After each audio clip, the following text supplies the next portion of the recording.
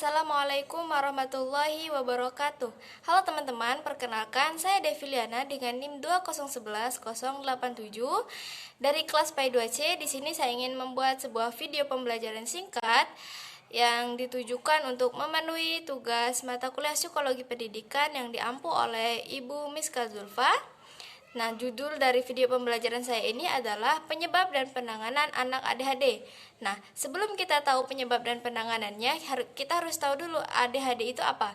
Nah, ADHD itu adalah Attention Deficit Hyperactivity Disorder atau biasanya disebut dengan anak hyperaktif. Nah, untuk menggambarkan anak yang ADHD ini biasanya ada 3 masalah. Yang pertama, anak yang terlalu aktif atau hyperaktif. Yang kedua, impulsif atau anak ini tidak bisa tenang gitu ya teman-teman. Nah, yang ketiga itu anak yang sulit memperhatikan atau sulit untuk fokus pada satu objek.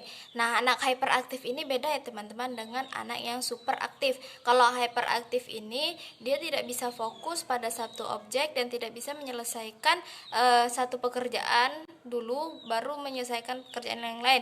Nah, sedangkan kalau yang super aktif ini dia masih mampu untuk fokus pada satu objek dan menyelesaikan satu pekerjaan kemudian baru menyelesaikan pekerjaan yang lainnya. Nah, tentunya tidak ada masalah atau gangguan tanpa adanya penyebab. Nah, apa saja sih penyebab dari adanya gangguan ADHD ini? Yang pertama adalah faktor genetik. Faktor genetik ini adalah faktor keturunan ya teman-teman. Orang tua yang mempunyai gangguan ADHD 60-95% akan menurun kepada anaknya. Nah, faktor yang kedua adalah faktor resiko. Nah, faktor resiko ini semakin tinggi resikonya ketika ada orang-orang terdekat, keluarga ataupun orang tua ataupun orang-orang terdekat mengalami ADHD atau gangguan yang lainnya seperti depresi, bipolar, kemudian gangguan kecemasan dan disfungsi saraf, sehingga beberapa kelainan atau gangguan ini terjadi sejak kehamilan, kelahiran, dan masa kanak-kanak. Oleh karena itu harus dicermati sebagai faktor risiko. Faktor yang ketiga adalah faktor lingkungan. Nah, menurut penelitian menunjukkan kemungkinan adanya korelasi antara penggunaan rokok dengan resiko ADHD pada keturunan. Nah, pencegahannya adalah dengan menahan diri dari penggunaan rokok dan alkohol selama kehamilan. Nah, faktor selanjutnya adalah faktor kerusakan otak. Nah, gangguan perhatian ini disebabkan oleh masalah pada otak. Anak-anak yang mengalami kecelakaan pada saat lahir yang menyebabkan cedera otak yang dapat memicu beberapa tanda-tanda perilaku yang sama dengan ADHD. Namun, gangguan ini yang disebabkan faktor kerusakan otak hanya sedikit ditemukan. Nah, faktor yang terakhir adalah disebabkan oleh zat aditif pada makanan dan gula. Teman-teman, ternyata gangguan perhatian dan ADHD ini dapat diperburuk atau disebabkan oleh zat aditif pada makanan dan gula.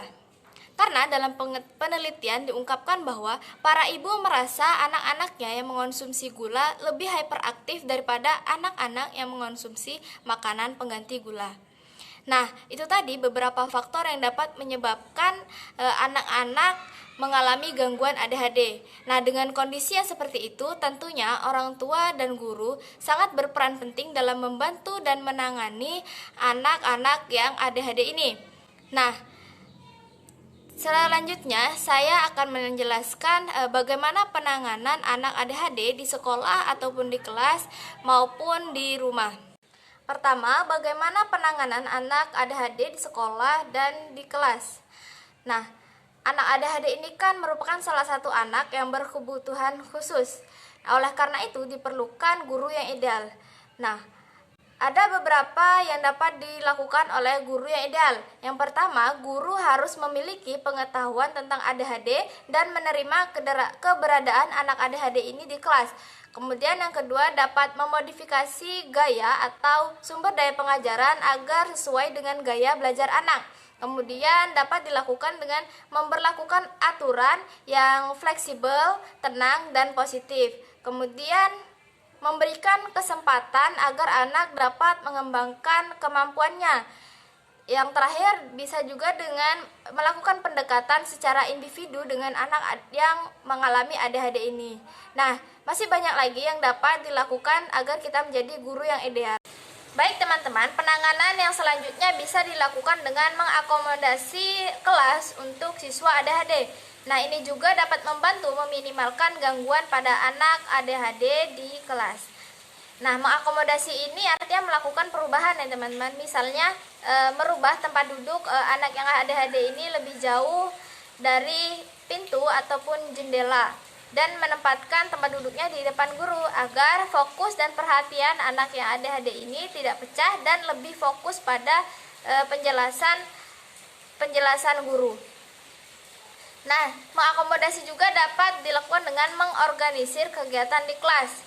Nah, contohnya dengan guru memastikan anak yang ADHD ini menyediakan buku catatan pada setiap mata pelajaran agar lebih terorganisir. Penanganan selanjutnya dapat dilakukan dengan teknik mengajar. Ada beberapa teknik mengajar yang dapat membantu siswa dengan gangguan ADHD ini.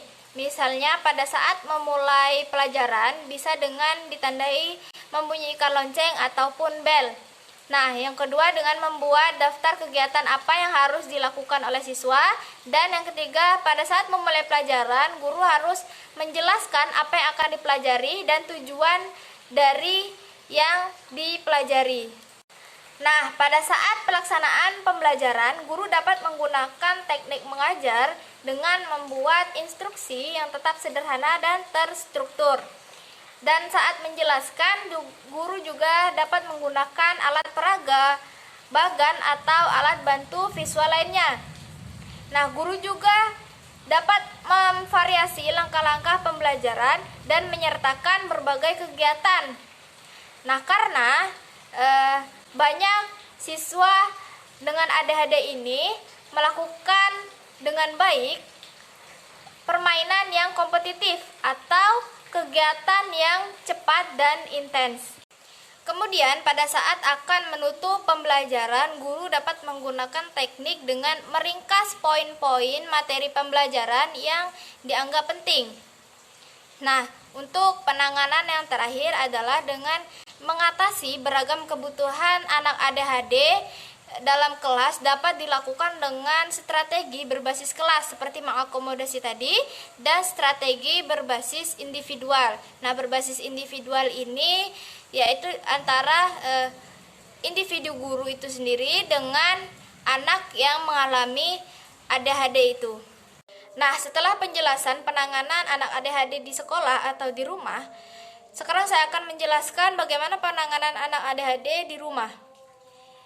Di dalam keluarga atau di rumah, anak-anak ADHD tentunya akan menunjukkan perilaku yang dapat mengganggu kehidupan, seperti misalnya tidak mendengar instruksi atau tidak patuh, kemudian tidak terorganisir dan mudah terganggu, kemudian tidak menyelesaikan atau membersihkan setelah melakukan kegiatan atau melakukan sesuatu.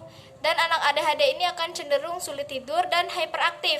Nah, hyperaktif ini seperti misalnya berkeliaran di luar rumah atau bahkan melakukan sesuatu yang akan menempatkan mereka dalam bahaya fisik.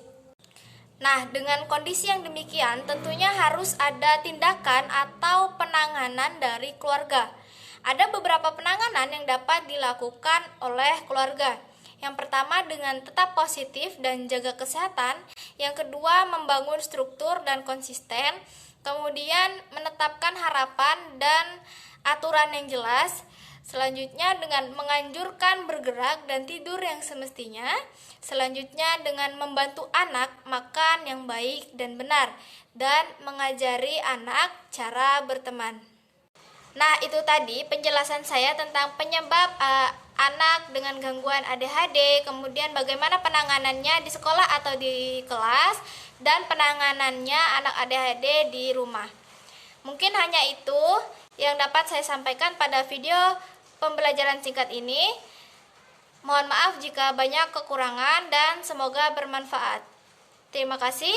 Wassalamualaikum warahmatullahi wabarakatuh.